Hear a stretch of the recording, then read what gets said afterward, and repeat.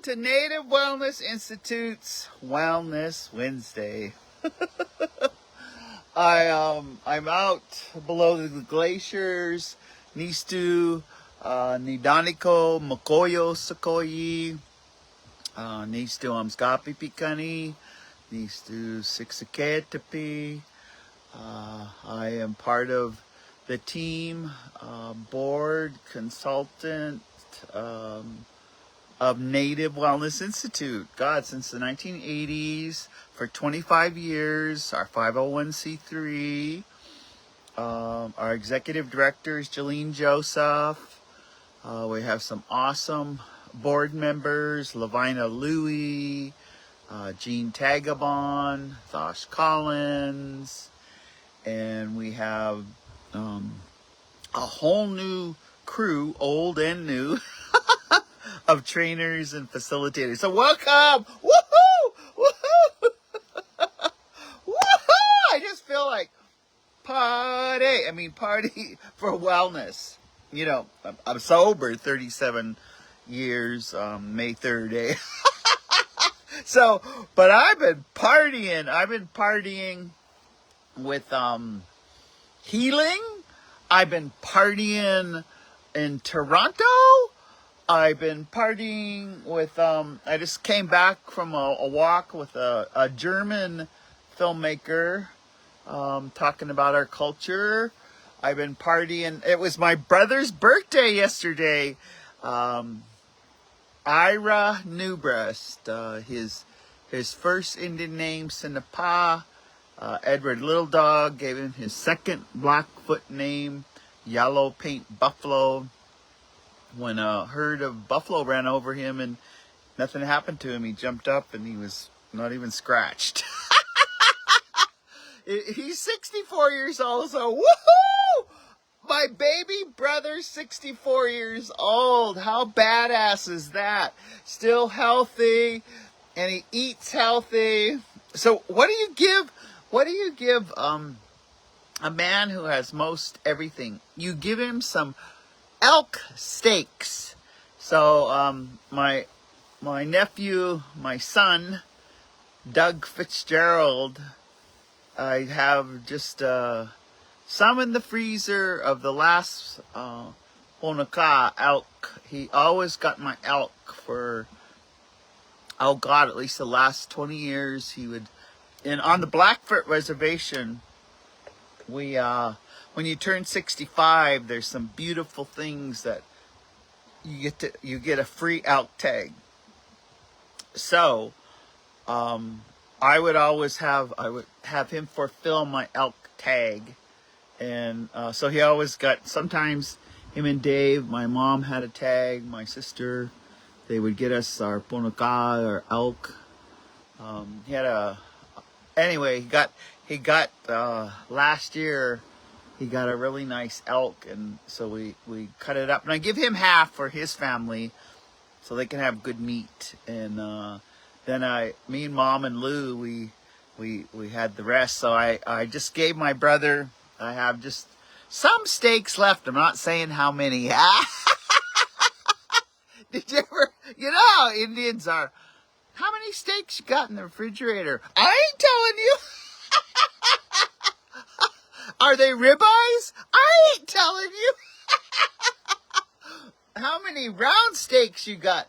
How many how many ribeyes you got? I ain't telling you. That's how Indians are. They're just like, but if they cook you a steak, you better enjoy it. And if they give you an elk steak or a buffalo ribeye for your birthday, woohoo! That means they love you. That means you're a good Indian. That means you get to eat just all bloody. Oh, just sucking up that juice. Oh, we are such Neanderthal carnivores. You know, Dustin Crawford out in Hart Butte, they've been been getting their DNA done. Has the oldest DNA in the genomes, older than any other human on the globe. Our cousin. So that's why we like meat. Caveman. We just like to caveman. No. I'm partying, but healing. Partying, but healing. You know, I come to you. I can't believe that the leaves just changed in the last 3 days. They're turning yellow. There's some red ones. We didn't have quite the frost yet. All of the choke cherries. You have to have a first. Did you know you have to wait till the first frost and then you get all your choke cherries? There's a lot of reasons because that's when they're best, you know. But you can just eat them. They prevent cancer. If you just eat them, then you don't get diabetes. If you just eat choke cherries, you don't get a pissy attitude. Did you know everyone that has a pissy attitude, they don't eat choke cherries? Especially ground up with a grinder. Grind up those choke cherries to make a patty. You know, you can grind a little meat, a little fat in there. You dry them, and they last forever. Anyway, but they're... I don't know, I'm just me. I'm enjoying life today, even though there's challenges. I keep looking at... there's the osprey eagle is around here. We got 4. We got some golden eagles. We got a bald eagle. We still have about 30 loons out there. We got beavers. And we got some bears. I finally found some bear scat. I was up walking with our German filmmaker, and there was some scat. It wasn't big, but it must be a smaller bear. But anyway, they're out because they'll start feasting now, because we got about another month before our first snow. Hey! I know. You know, everybody's scrambling to get their propane, their wood, get all their freezers. It's bow season. My next door neighbor, Jeet McGee, I saw his son got a big old elk. Big old, I don't know, 12 pointer. And I was just, congratulations. You know, everyone's getting the meat for the winter. Because here we still go hunting. You know, we still fish. We still dig roots. We still pick berries. We live like our ancestors. And so welcome to Native Wellness, Wellness Wednesday, because our goal, our mission since the 1980s is to keep the teachings of our ancestors alive. And in sobriety, in recovery, in healing, and to break the cycle, to break any kind of cycle. So if you got some cycles that aren't too good, let's see, what's most common cycles Indians have? Snagging people that are married. Don't be snagging people that are married. Go after the single ones. Because when you snag people that are married, you make all kinds of, they call it complex trauma. Hell yeah, it's complex. You mess up the kids, you mess up the aunties, you mess up the uncles, you mess up the per capitas, you mess up who's sleeping with who. Oh, hoo-hoo! Don't be doing that. So, complex. So, the topic, I was saying my prayers, I made my smudge, I jumped in the lake, and I did braid my hair, and I'm not coming to you all shaggy. I braided my hair. See how nice it looks. See my nails? I got them done for Toronto. They have little diamonds that are like rainbows to honor our Two-Spirit people. So I was saying a prayer, and the topic I want to just start with, and it's something that I heard for years from many of my mentors, but the one that used to say it the most was Harold Belmont. And Harold Belmont is, he's like the grandfather of the gathering of Native Americans. But Harold Belmont, first of all, this is the topic, because I would always hear him say that the longest journey that you will take in your life is from your head to your heart. The longest journey from your head to your heart.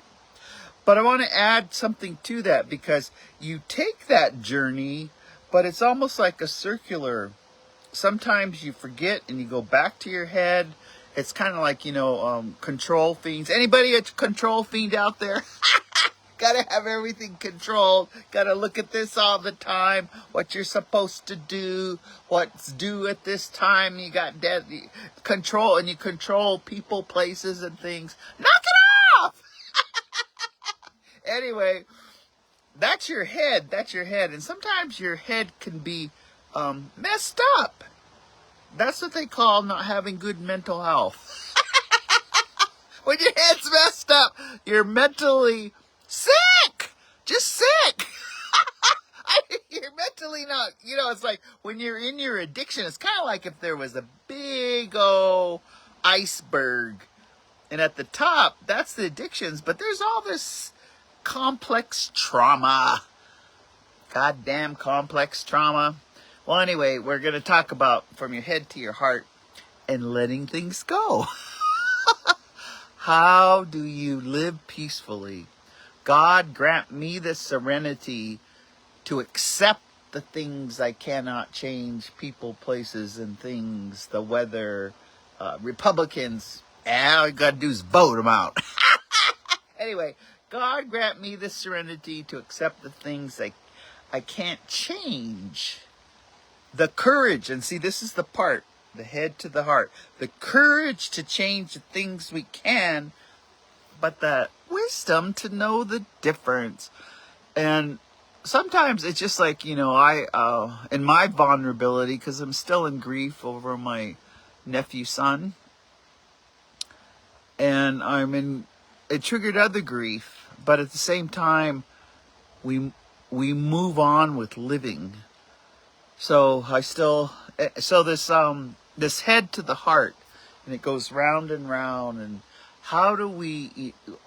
It's just I was listening to Mike Duncan and Native Dads Network. I listen to him. You can listen every Tuesday, 6:30 a.m. Yeah, 6:30 a.m. on Native Dads Network, and he was talking about one day at a time. Duh. When you only get this 24 hours and you just live it the best you can and do the next right thing and ask for help and tell people you love them, apologize, say when you're sorry, do those kinds of things, make amends, have instant forgiveness, forgive quickly. All of that stuff. That's that wisdom. Let things go so that the 24 hours is good. That the 24 hours that you live is fun. That the 24 hours is without strife or without any stress. So that's Native Wellness Institute. Again, just a short memory history lesson. March of 2020, when the pandemic came, because that's important. We're still healing. We were in a traumatic thing with the pandemic and COVID. And now I guess COVID's running wild again, except we got a bunch of vaccines. And then someone's not letting us get the vaccines. It's just insane! Anyway, Native Wellness Institute, we lost all our contracts. We had no income coming in. So we said, but our people are hurting. This is in March. And so we went live, Power Hour. We went live for 7 days a week. And on Friday night, we had singing and drumming and smudging. Saturday night. And then, then we got some vaccines. We could get 2 shots. So then we went to 5 days a week. And so we're like healing. Remember, the globe was healing. Do you remember that? Duh. The globe was healing. And as we healed, we decided to just bring you Wellness Wednesday. So it's been my honor. This is my give back, because in my sobriety and recovery, you can't keep it unless you give it away. So I talk about things of healing and sobriety, and about walking a red road, about walking, this, and I'm just, I'm relearning my language. I'm a practicing speaker, and it's Atsimoy Yikani. Atsimoy Yikani. And it means spirituality. Spirituality. So I've been, I'll share with you, start with the trip to Toronto, to the Toronto International Film Festival, only because it was so beautiful to meet other First Nations. It was so beautiful to meet Indigenous directors.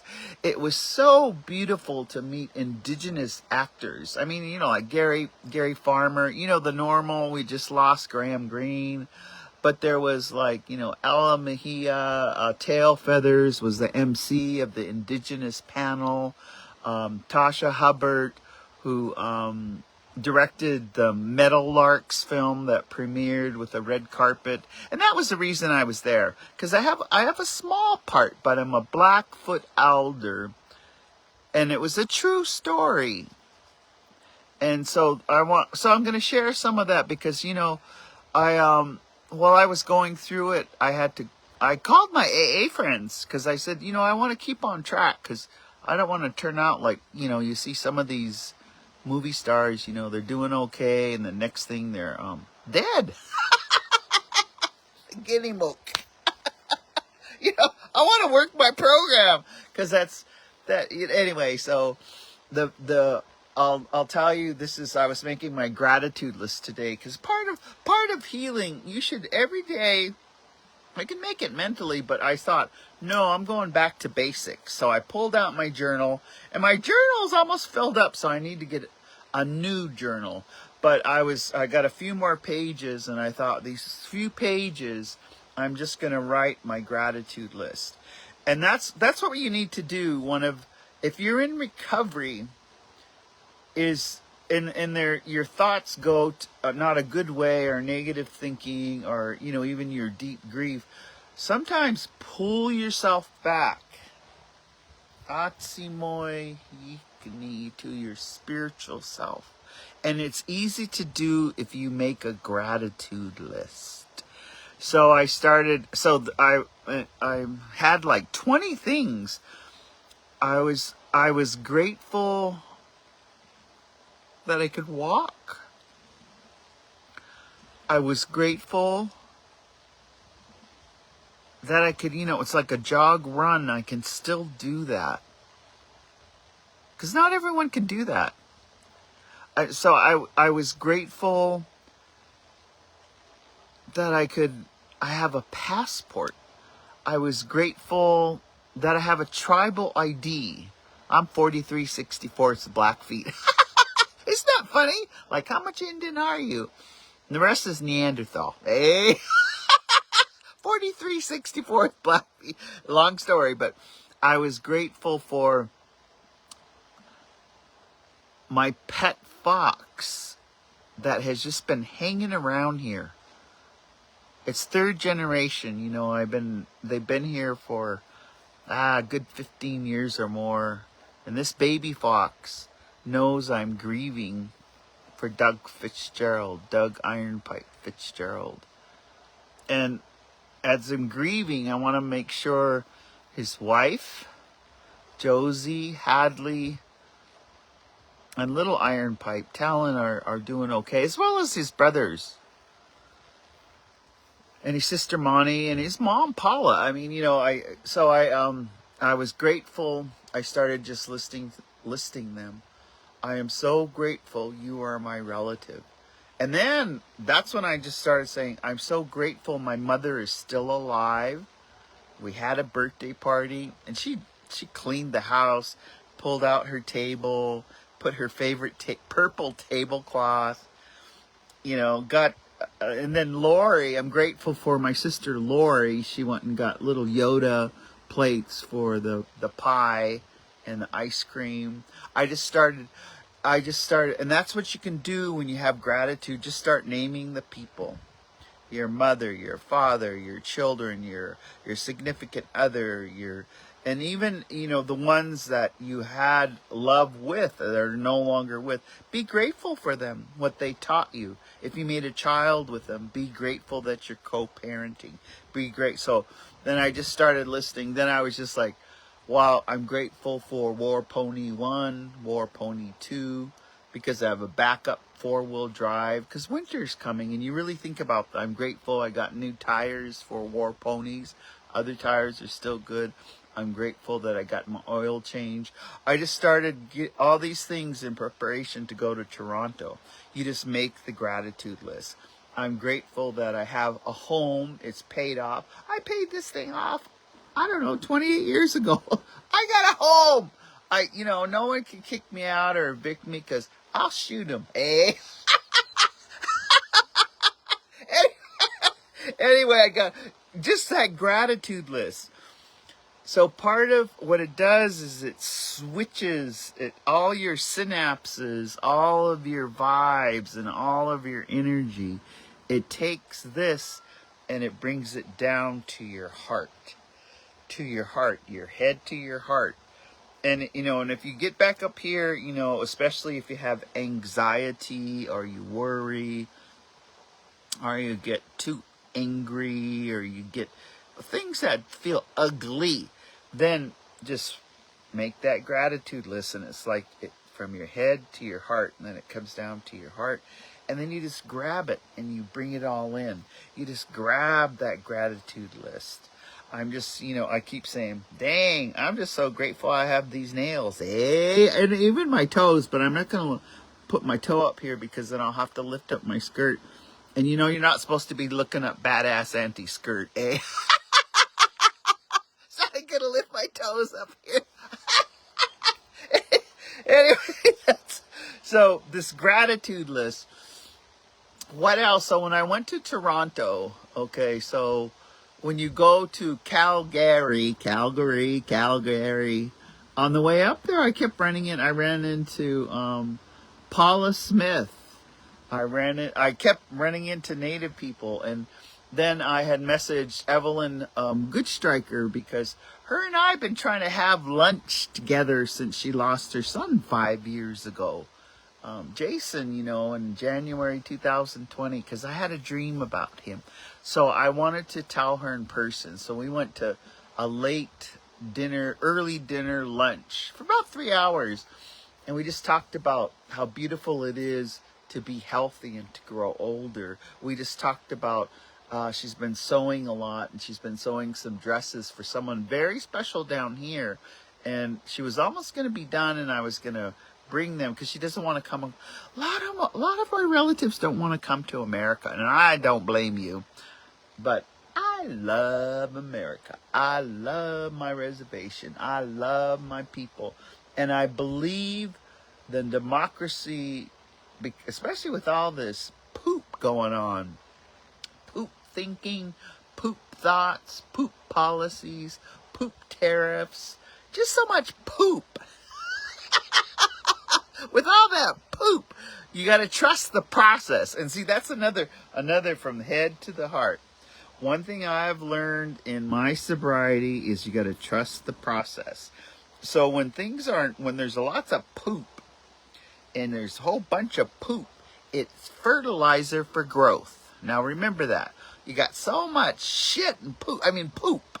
Try not to cuss. You got so much poop. You just up to your waist in poop. It's going to fertilize, and something's going to grow that's going to be beautiful, that's going to be good, that's going to bring love, that's going to bring harmony, that's going to bring reconciliation, that's going to bring forgiveness, that's going to bring lateral kindness. So don't feel bad. You trust the process. There's a little bit of poop now. Because I was noticing even the animals, when every time they poop or they push it out, they look at it and they go, Trump. They poop again and they go, Trump. The animals even know. No. Anyway, just my sense of humor. So this gratitude list. And so some of the highlights, you know, when you come from Treaty 7 area and you head towards, you know, Nova Scotia, Quebec, Saskatchewan, and you go to Ontario, and you're in, there's 11 treaty areas, but you begin to, there was a level of respect and kindness. And this was just my experience, because Tasha Hubbard and her staff and Meadowlark Media, you know, thank you. It was got to fly first class, got to, you know, be in a beautiful hotel. I stayed at that hotel Blackfoot, but I thought it went to the Tribe, but Evelyn was telling me no, that one's over by the Golden, that casino, that goes. So I only like to spend my money where it goes back to Indigenous or Native people. So when you go there, it was just so beautiful, because you know, they arranged a car to pick me up. And then they brought me to, woo, I swear, we went to the old town, the old part of Toronto. And it's getting a facelift in the old part of Toronto. And I stayed at Cambridge Suites. And I think Russell Bradger was there, and Lorne Duquette.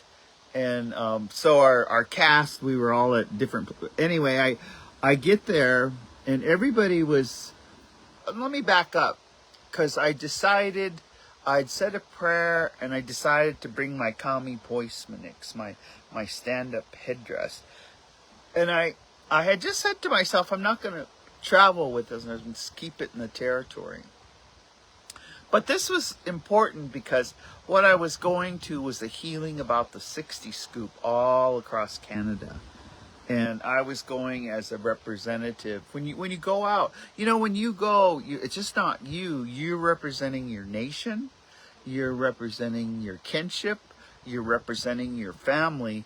And that's, and when you go out there, what you do is what they think of your people. So think of that. How you behave and treat other human beings is what they think of your people. So if you're pissy, they think all of Blackfeet Nation is pissy. So don't do that. Be kind, lateral. And I was praying. You know, I decided to bring my Kami Poismanix, because we're nothing. We're just human.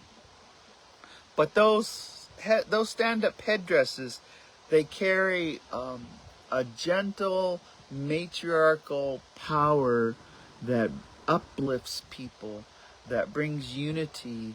And that is why our women wore them, so that Siksikai, Kainai, Abatsapikani, and Amskapi Pikani would always be united, is in public, because the medicine, everything, our bundles, is to keep the four of us together. All of our ceremonies, our Okan, is to keep the four of us together. All of our journey, you know, from, you know, down where the Marias, up, you know, like where we pick sweetgrass over by Hidden Lake, Star School, where we would come up towards Medicine Hat. We gathered the medicine. All of this lateral kindness, that's what that stand-up headdress represents. It doesn't represent testosterone that rapes people. It doesn't represent greedy people that embezzle. It doesn't represent that. So I thought, oh my gosh, and we have to go on the red carpet. So that was a challenge, because this is just me, because I am trying to uncolonize how I am with my children, my relatives, how I am with my mother, how I am with all of my kinship, my 65 first cousins, just to start there. And so it's why one of the lessons that I've learned, and I learned it from Maori people, you know, from my Ta'amoko, you know, from from the time that I got my Taomoko, you know, my father died, and it helped me heal. The life here, the afterlife, and the in-between, that veil. Because I tell you, having that little fox around, I think that's the way Douglas can come right now, just to check on things and have me go check on his family, because I think I'm going to go do that right after we get done here. See him eyeball to eyeball and hug him. Yeah, I'm looking forward to that, because what precious children he has. What a precious wife he had. And there, anyway, that's, so think about, and this trip, this head to the heart and this letting go. So when I said my prayers, and I smoked my personal pipe, and I smudged my headdress, and I said, I'm going to do it different this time. I'm going to take it in its case, and I'm going to ask them if they could put it where they hang the coats. Anyway, long story short, they had to put it in the overhead, but I didn't want it like that where it could fall out. So I said, do you mind? Because I have to hold it like a baby. Can I just hold it, you know, like you get on the plane with your baby? So they let me, and I was just going to hold it. But they were so kind. They said, you know, we have a couple seats back. There's an empty seat, and you could put your headdress there and seatbelt it, just like a baby. So there I was. They were so kind.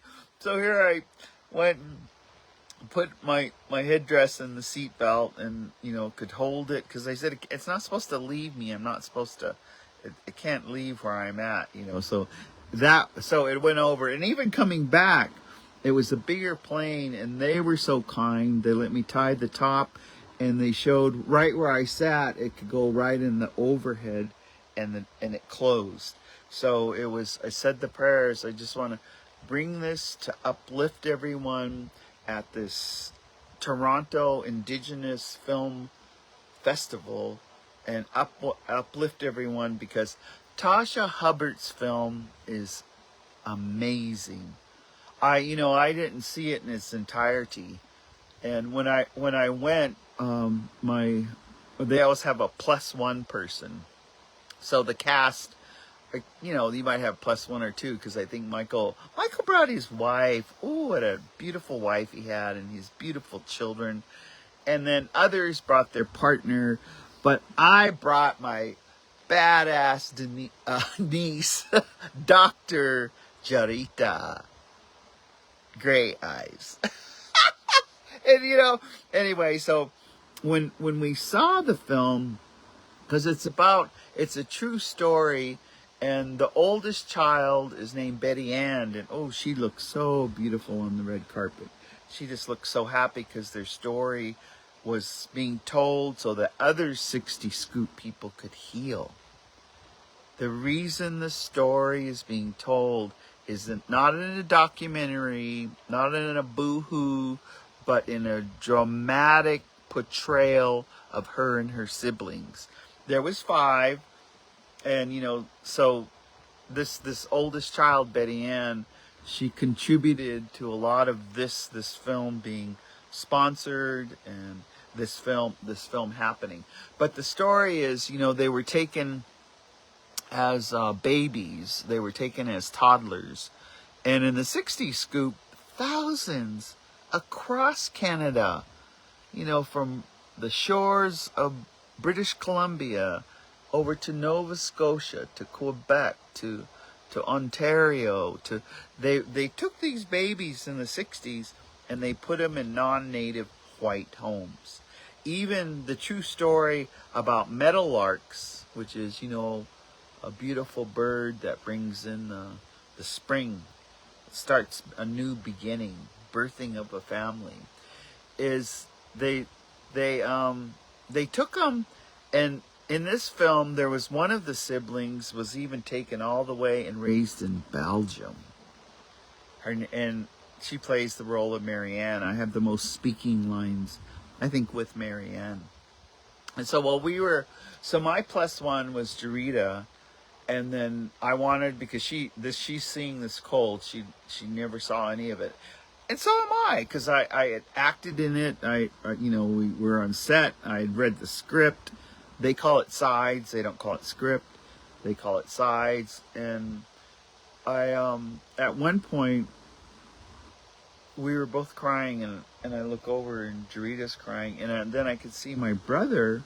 My brother was, like sometimes men, they are crying, but there's not, ooh, but they're, and then I went like this, and I went really slow, and I turned around, and I looked at the audience, and everyone was crying.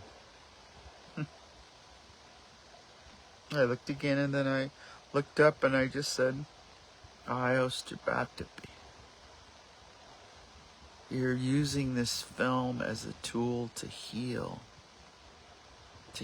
us when we feel abandoned.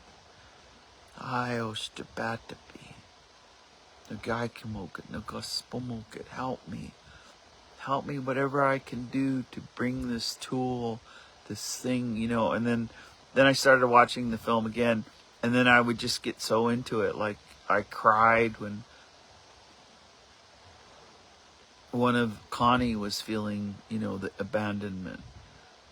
I cried when the brother and the sister, they connected because they both used exercise to cope with their feelings. So they both were runners, and they ended up running together, healing together by running together. So it was just so beautiful. And earlier that morning, when there was the panel of all the indigenous directors, there was some really cool people, Bloodlines. There was a Two Spirit director, or his whole film was in their language with English subtitles. So that, we should have all our films in our language, with English subtitles. How cool is that? Woohoo! That is just so I just like, woohoo!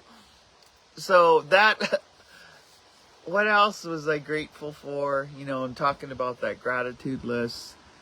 We got to be chauffeured around. We got to go in the back, backstage. And there was like thousands of people in line all day just trying to get a ticket. I was like, okay, this is a different experience, and it's a kind of a vulnerability, because to me, I live simple. You guys see, I live in this log home on the lake. Yes, it is beautiful. I've been here 30 years, but I live simple. I'm taking the last of the wood that Josie and Doug chopped for me. And I've been having a nice, this morning it was chilly. It's getting chilly because it's turning fall. I made a wood stove fire.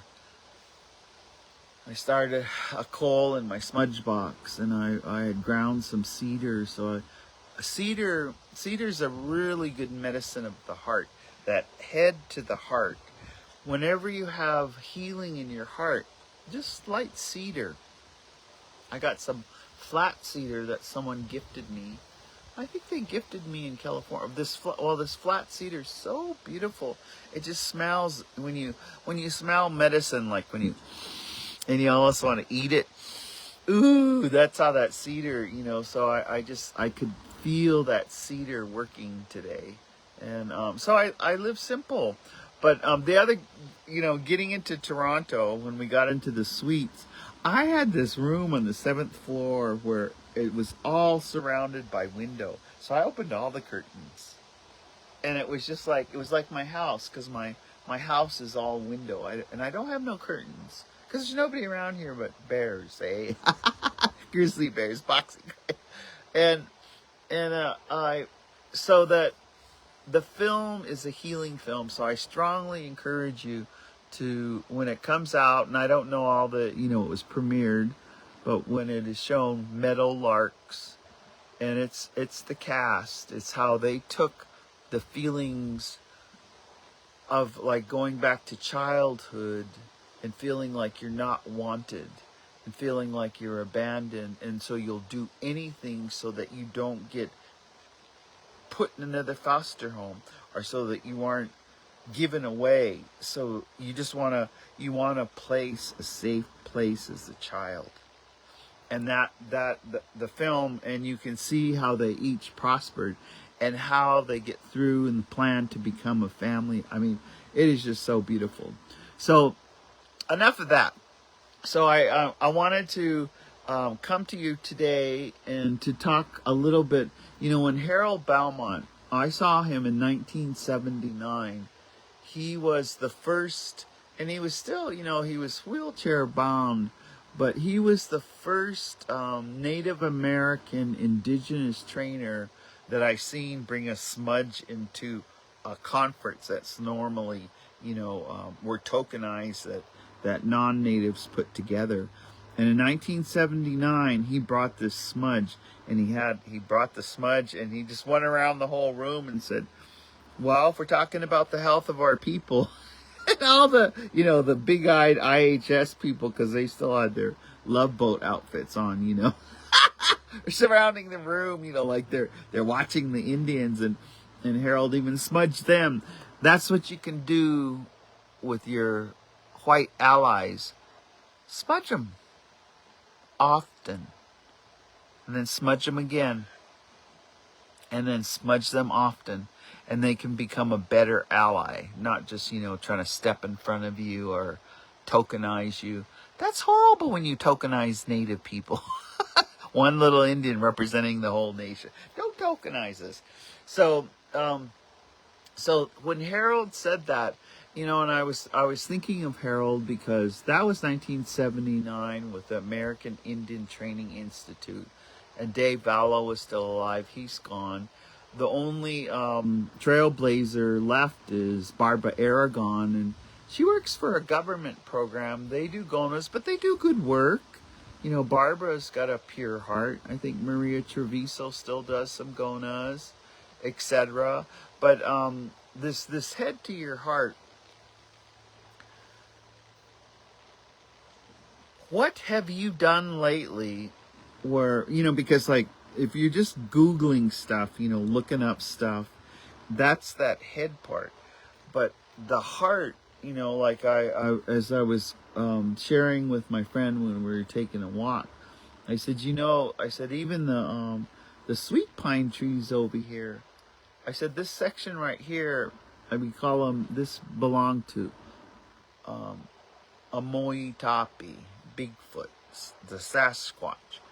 And so to celebrate, because there's a lot, my brother Sweat was over here, all his sweat rocks are there. Those trees, I said, that heart stuff, I put the pistasque on, the tobacco down. These are the Bigfoot trees, and I decorate them because, like, you know how white people decorate Christmas trees? Well, I decorate the Bigfoot trees. So I had gotten some new from Diane Mitchell's territory from Paiute. I had gotten some. They're Christmas decorations, but I made them Bigfoot decorations.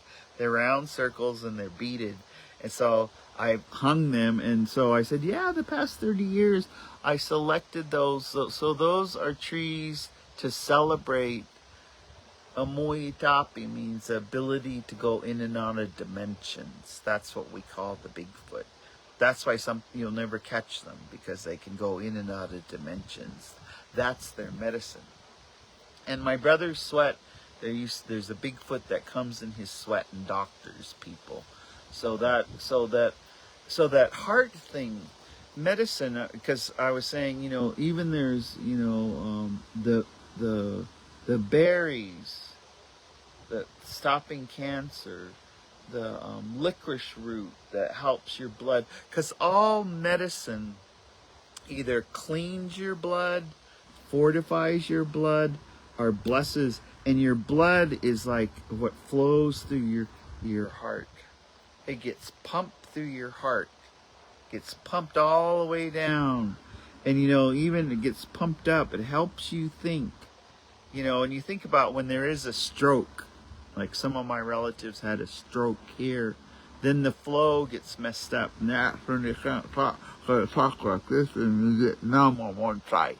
That, but think about that heart medicine, just like that cedar, just like the sweet pine, just like the sage, just like the Munaguppy. The Munaguppy is a big plant that, it's breathing medicine, but it's also spiritually, it's heart medicine. People would call it love medicine. That's why you don't, you fortify the love that is. You don't try to make someone fall in love with you. Some people use it, and that's when you're not using medicine in a good way. So knock it off. So this head to the heart.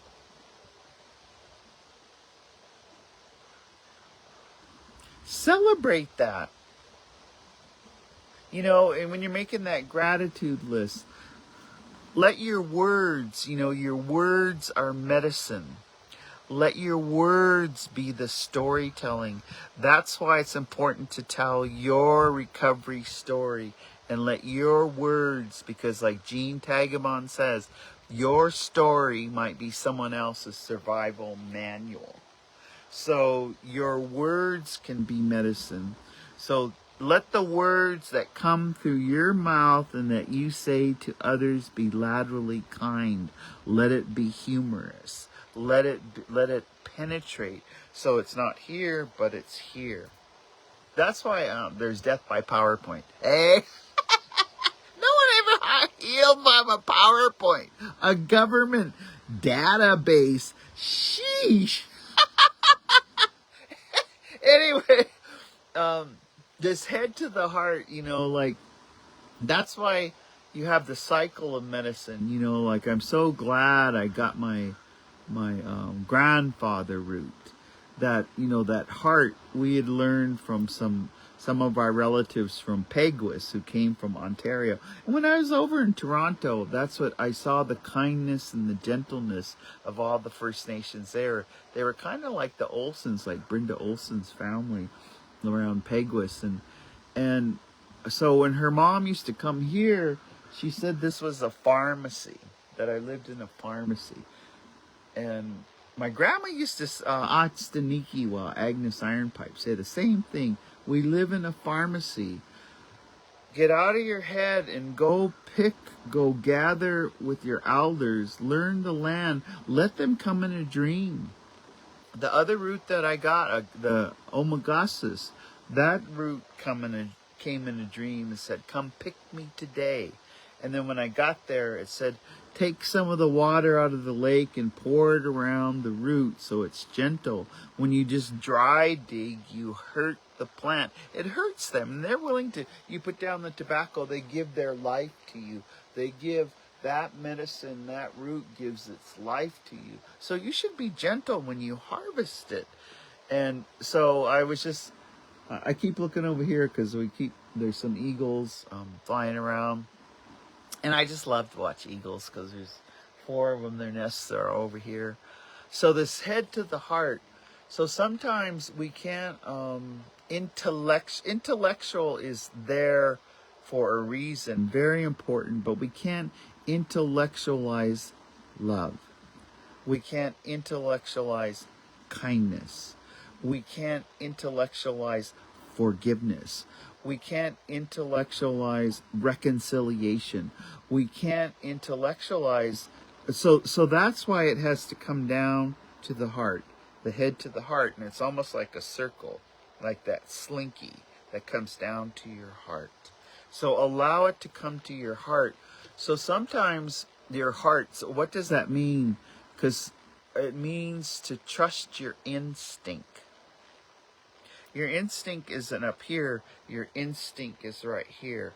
It's to trust your gut. Trust, they always say when Bonaka, children or animals don't like a certain individual, that means there's toxicity. So sometimes we might get flamboozled or manipulated or groomed by someone who we trust, and they violate that trust. So we need to make sure that we use our intuition. Our intuition about who we hang around, who we spend time with. And you know, one of the things, I swear I had all kinds of medicine. I had medicine in my bra, I had medicine in my shoe, I had medicine all around, because that's boundaries. I had so much medicine. I went from cup D to cup triple D, eh? Because I didn't want no toxicity around me while I had my headdress. I was just thinking, now my boobs are way up to here because I had root medicine. I mean, I had bear root, omegussus, I had sage, I had cedar, I had, all this stuff. I was like, anyway. So this head to the heart. And now, okay, so now we're in the season. The equinox is September 22nd. We've had our summer, I just jumped in the water. I noticed it just got a little bit chillier. But September 22nd, make a goal now. You've got 12 more days. And when that happens, it's going to shift to the fall. And all these trees, everywhere you're at, when they turn to yellow, when they turn to red, when they turn to gold, they're teaching us the trees are teaching us how to let go. Let go and let God. Because all of this, my trees right here, all of it will lose its leaves and they fall off. But they'll come back. You're still alive. You renew. You start over. You get your face painted. You go to the Beaver Bundle close. They'll be closed and they won't be opened until the spring. Some things won't happen till thunder happens. There's been a lot of thunder.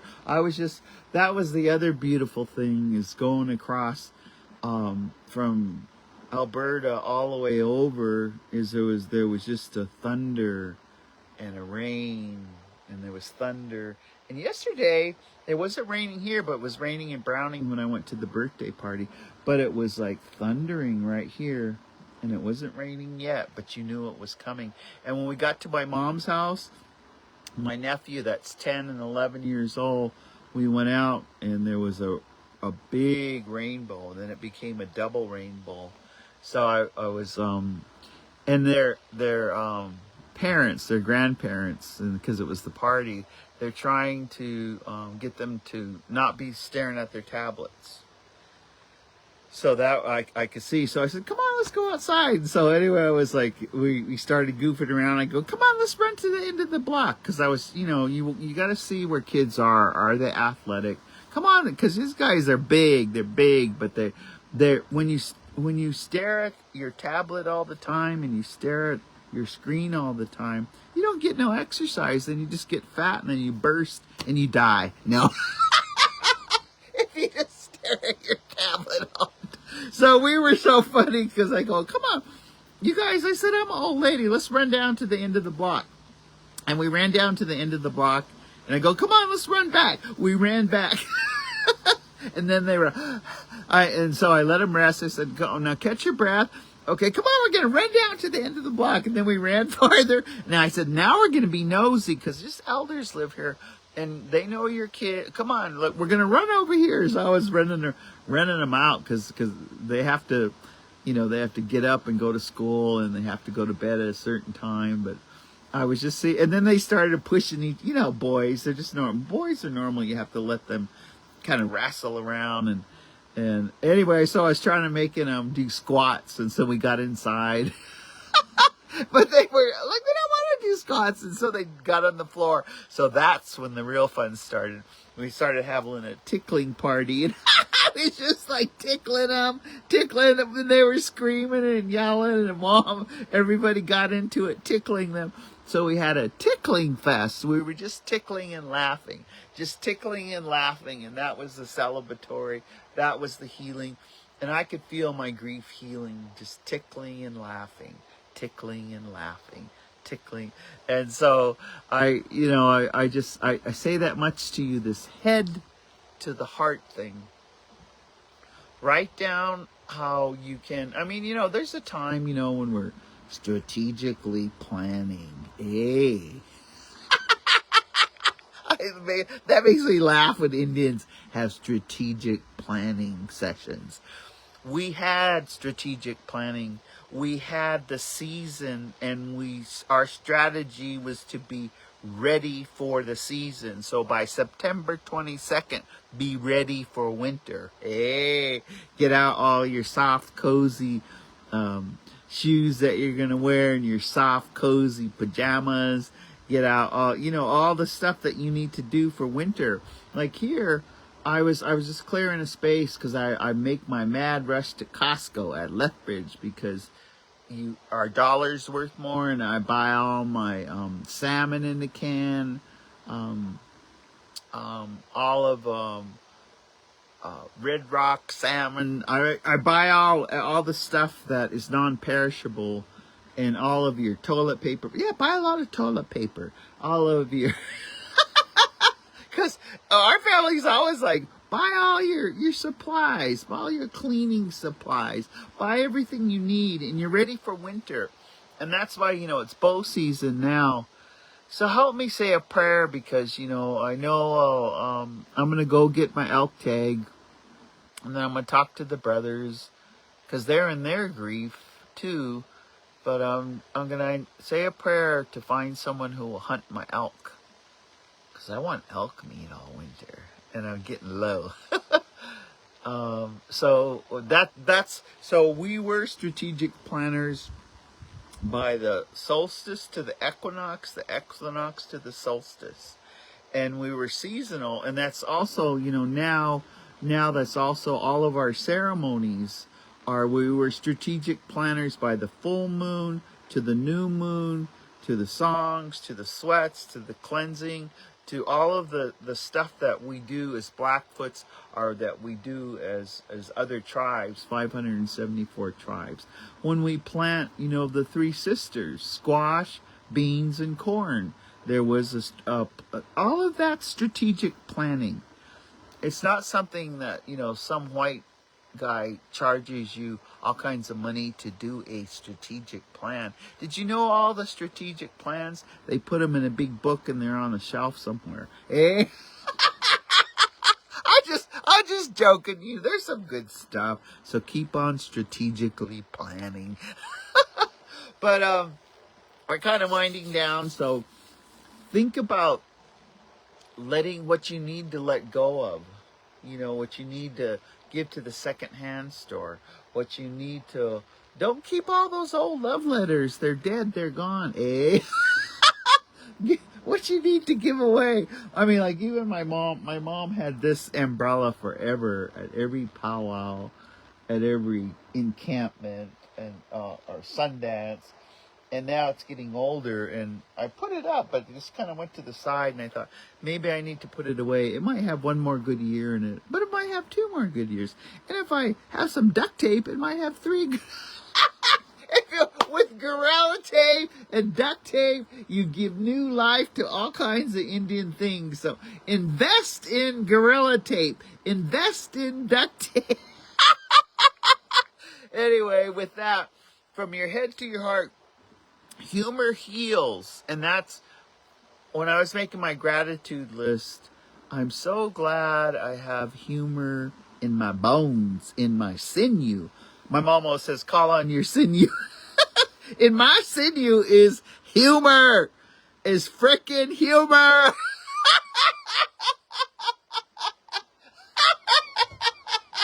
So, that's why I'm resilient. I ain't gonna go down all depressed. Hell no. I'm gonna find humor. So, and I won't tease you too bad because I've been teasing lately, but I'm not gonna tease real too hard. But watch out because I might. Because sometimes you just need badass healing about the things that you're doing just to laugh. So with that, I'm going to say we're here every Wednesday, Native Wellness Institute. We have an online to becoming an ally, October 7th and 8th, that you can sign up for. We got some TOTs coming up in October. We've got some really good, another TOT in November. We're, as well as White Bison's got some dynamite training going on, as well as NAFA, as well as Native Dads Network. They just had a successful Boys with Braids in the Bay Area. Right on, right on. I swear, it was just so beautiful. So with that, we'll say Kitakito Matsuno, and remember to the longest journey is from your head to your heart.